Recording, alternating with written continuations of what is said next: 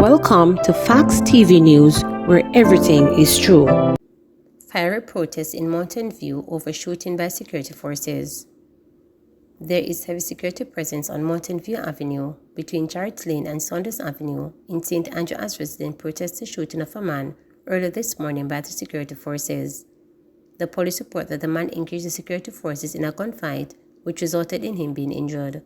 2 members of the security forces were also shot and are being treated. Residents have accused the security forces of acting excessively and this morning mounted fire roadblocks. This saw the security forces increasing their presence in the area.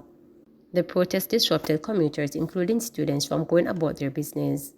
A section of the roadblocks has since been cleared as the security forces continue to monitor the situation. Arakabesa Primary School community protests treatment of 11-year-old student by police during traffic stop. Teachers, parents, and other members of the Arakabesa Primary School community converged at the institution's gate on November 27 to protest the treatment of an 11-year-old student at the school by a police officer last week. A video of the incident circulating on social media shows grade 6 students being pinned to the ground by a police officer. The incident was reportedly sparked by an attempt by a police officer to arrest the student's father during a traffic stop. The student became emotional and an alleged confrontation ensued with the police officers. The incident has been condemned by stakeholders who have accused the police of being heavily-handed in their approach to the student. The parents, teachers, and auxiliary staff of the Arakabesa Primary School voiced their displeasure at the incident. Chairman of the Arakabesa Primary School Board, Dr. Gilzin Ferron, described the incident as unfortunate. She said the police officers need to be better trained to handle such situations. We are here protesting, a peaceful protest, representatives from the school board, teachers, the ancillary staff of the school, and the parents and their children. And we feel it's important to make a statement regarding how we feel about the incident that took place last Friday between the police and one of our students. We feel that the police used excessive force on a child that is just 11 years old. And we feel, from what I saw on the video, we feel the child responded in fear of anything happening to his father. I spoke to the child this morning, and from what the child said, I strongly believe that the child felt that his father was in danger. So we just want to make a statement that there must be some way to deal, especially with our children. There must be some way to deal with these situations and to de-escalate situations like these. MP George Wright and partner Tanisha Singh tied the knot. George Wright, the independent member of Parliament for Westmoreland Central, has tied the knot with his lady love Tanisha Singh. Wright and Singh were embroiled in a dispute that drew national attention 2 years ago, which was captured on video and went viral. In the footage, a man was allegedly seen beating a woman with a stool. Both Wright and Singh made separate assault reports to the police at the time, but none of them offered statements to allow for prosecution. Wright resigned from the ruling Jamaica Labour Party JLP amid the controversy. On Saturday, Wright married his longtime lover at a private wedding. Very close friends including Daniel Dawes, the chief executive officer at the Universal Service Fund, attended the ceremony, which took place at the Savannah Lamar Parish Church, which is located in the center of his constituency. Jamaicans urged to take charge of their health, do regular screening. Jamaicans are being urged to take charge of their well-being and to make regular checkups a vital part of their routine in light of the increased incidence of lifestyle-related ailments. The call comes amidst a growing concern that many Jamaicans are unaware of their health status and are walking around with ailments such as diabetes and hypertension, making themselves susceptible to hospitalization or even death.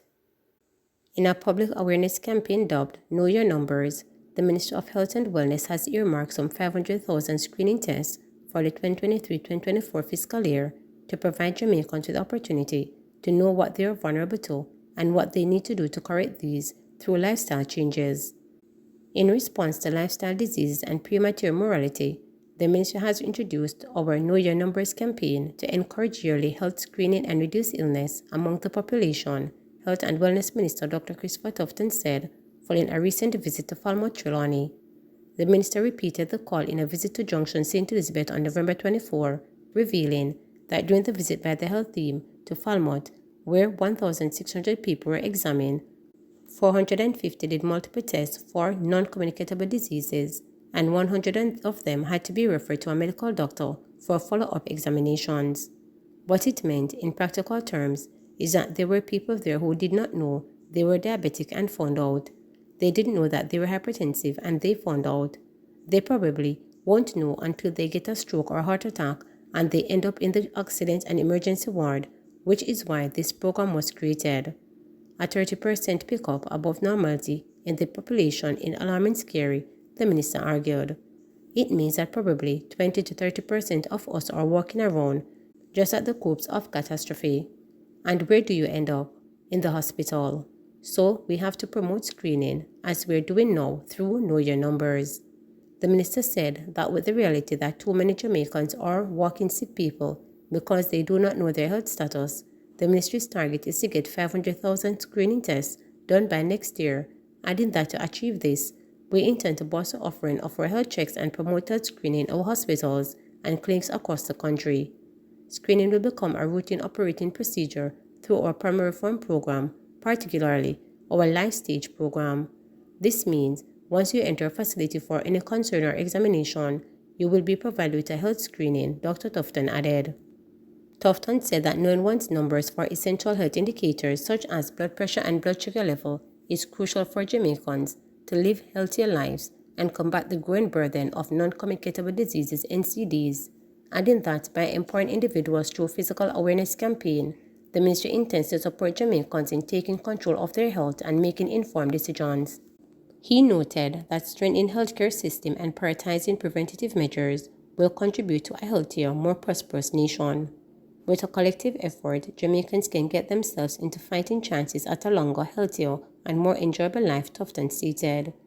He pointed out that through the regional health authorities, the ministry will repurpose its COVID-19 mobile units to offer mobile screening services across the island, including through community outreach programs. Increased efforts will be made to target the most vulnerable among the population, such as people living in remote, difficult, underserved, and unreached areas, to access and provide management for illnesses, the ministry further stated, adding that CORP services to be offered include screening for body mass index, hypertension, diabetes, vision, cholesterol, and HIV syphilis.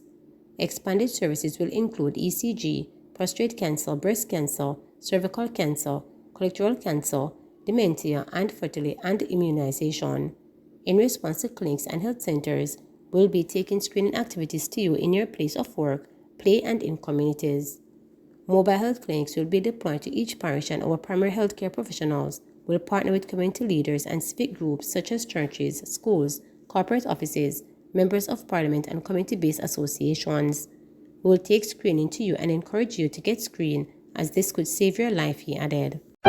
Please remember to subscribe, like,